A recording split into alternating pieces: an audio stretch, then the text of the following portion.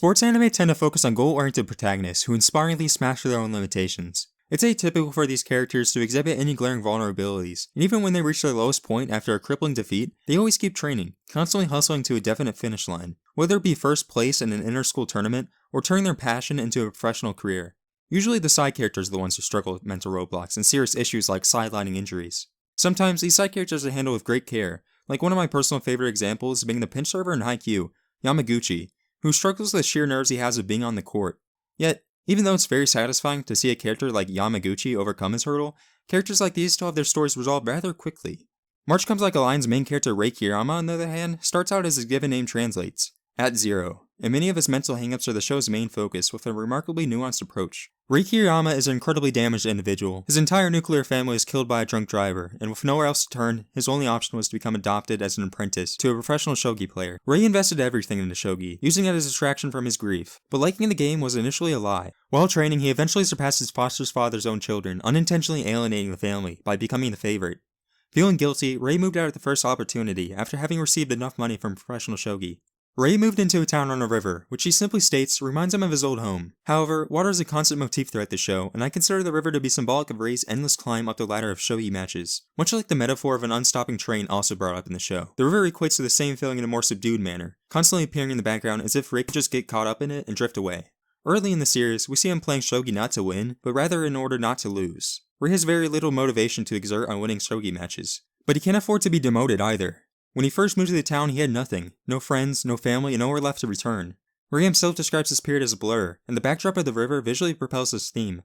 Although time in each match keeps passing outside his house, Rei remains cooped up inside, making little progress, with only the light off of the river illuminating his dark room. The show manages to portray Rei's complex feelings in a clear way through more than only a stream of monologue. Through imagery, we get the message that Rei is aimless, and that although he has a vague idea where he wants to end up, he becomes easily swallowed up by his self-defeating thoughts. In addition, character interactions are diegetic explorations of Rei's mental state. Rei's foster sister, Kyoko, illuminates all the thoughts in the back of Rei's head that he won't say. While playing matches, Rei encounters some opponents in an even worse condition than he, as Kyoko informs Rei of all their weaknesses and how much his victory over them will cause them to suffer. Rei's uncertain destination makes him waver when encountering these people, and Rei spirals further into his own depression, fearful that he might end up the same way, or even feeling like he doesn't deserve to win. One man Rei plays against is on the verge of throwing in the towel and retiring if he gets demoted by losing the match. This man doesn't have any major accomplishments under his belt, and readily accepts defeat from Rei, whom he considers a young god of death. Although at the end of the night, after dragging Rei along to several bars, Rei is able to ignore the voice of Kyoko and encourage the man to continue playing shogi, Rei still seems to have in the back of his mind the fear of ending up just as weak at the end of his career.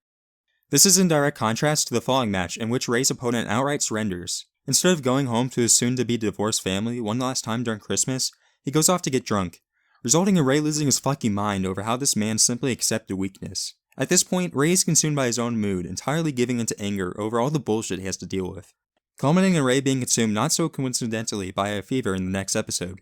His fever dream is portrayed as him reaching the end of an escalator with nothing at the top. Rei's uncertainty of what lies ahead in his shogi career is steeped with the fear that it won't lead anywhere, but he doesn't know where he's even trying to get in the first place. This mindset is also portrayed as him swimming in a vast ocean trying to reach the next island, regardless if it's deserted, requiring him to swim to the next. The YouTuber Rebel Pixels points out in his video Get Specific that having a direction and a plan makes it possible to arrive at one's intended destination. I agree wholeheartedly and understand that I would have made this video much earlier if I wasn't unspecific with what I wanted it to be. Instead, I became caught up in spontaneous moods, resulting in little progress on my part. It was only when I sat down to focus that I was no longer anxious and set about completing the task with a much clearer idea of what exactly had to be done. Needless to say, Rei Kiriyama is one of my favorite characters because I find many of his flaws relatable, and his narrative arc is about growing through direct confrontation with many of his faults. For example, instead of being able to wallow in depression throughout the whole show, Rei is friends with a very cheery family. As Digibro described in his drunken rant about bathos and in his video on tone shifts in anime, life isn't always monotony. If given the opportunity, Rei would probably continue his dreamlike trance. The Kawamoto family, however, are bustling with life and force Kiriyama out of his daze. At one of Rei's lowest points, drunk and deserted on the side of the street, Akari takes care of Rei and welcomes him back at any time. Despite the family being a source of happiness, Rei struggles to be around the family, since they are the polar opposite of his mood. Often, Rei avoids visiting the household, realizing the warmth and comfort could potentially distract him from training for shogi matches. In addition, the Kawamoto family also deal with their own loss of family, which probably is a reminder of Rei's own unwanted grief. Despite Rei's struggle to be around the Kawamoto family, it's clear that the alternative of him not facing these issues is much worse. Without any relationships, Rei would not be grounded, and he would certainly sink further by never confronting his issues. Most of the actions Rei takes are to prevent this, but his hesitant nature makes his well-intentioned attempts rather half-hearted. Rei latched on to shogi not only as a distraction, but also because playing across an opponent was another connection he could form. However, Rei's initially resistant to the shogi player Harunobu, who was most certainly his closest friend. Similarly, he made an attempt in returning to school, despite his shogi career making it unnecessary, in order to make friends and break up his monotonous life. Notwithstanding a strong bond with one of the teachers pressuring him to make friends, Rei doesn't make any attempts to reach out to anyone. It takes him a lot of coaxing from his teacher until he decides to form a shogi club by merging with the science club. His teacher states that if he does not rely on others, no one else will rely on him. Meanwhile, still recovering from his illness, Rei is filled with determination to win his shogi matches and proceed to the title match. However, he's still blinded by his own emotions, with his real goal only being to beat the character Goto, who he resents for being the man Kyoko latched onto. It's only when his friend Harunobu cracks him over the head with a decisive defeat that Rei begins to reconsider his lackluster approach to shogi. While only focused on being Goto, Rei had to first win one other match to progress. To Rei, this intermediary opponent is an abstraction, and the show gives the audience the same perspective by having him be a silent figure, whose face is barely shown. Rei characterizes the opponent's style as playing not to lose, which oddly enough is exactly how Rei approaches each match of shogi from the outside. However, after a couple unexpected moves, the entire table is turned, and Rei makes eye contact with his opponent Kai Shimada for the first time in the whole match. Rei had completely underestimated Kai Shimada, and immediately the game spirals out of Rei's control with his every move countered. Earlier, Harunobu had extended a hand inviting Rei to join a shogi workshop with himself and Shimada, but Rei had rejected it, preferring to train alone. Out of genuine concern, Harunobu encouraged his mentor Shimada to split Rei's head in half. Playing against Shimada, Rei is suddenly overwhelmed by the visual metaphor of a wave. It is through this defeat that Rei realizes that his feeble approach would never allow him to close the gap between them, and he went on to accept the invitation, realizing his conceit. I had a similar misconception at the beginning of 2016, when I was focused on becoming a professional Dota 2 player. Like Rei, I had latched onto it thinking it would provide for me what I otherwise could not obtain. I made plenty of friends while playing the game, and at one point considered them even more valuable than any I had.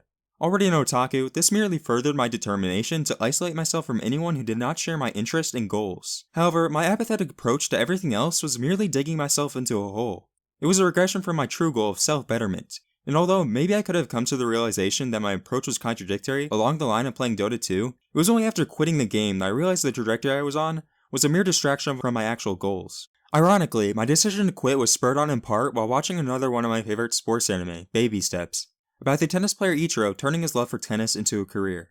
What initially was me paralleling my experience of trying to turn my love for Dota 2 into a career with Ichiro's journey toward becoming a professional tennis player, turned into me criticizing my own lack of resolve in comparison to the staunch determination of Ichiro. I still had not acquired my parents' support for my ambitions, yet Ichiro straight away sought his parents' approval with a stunningly simple solution.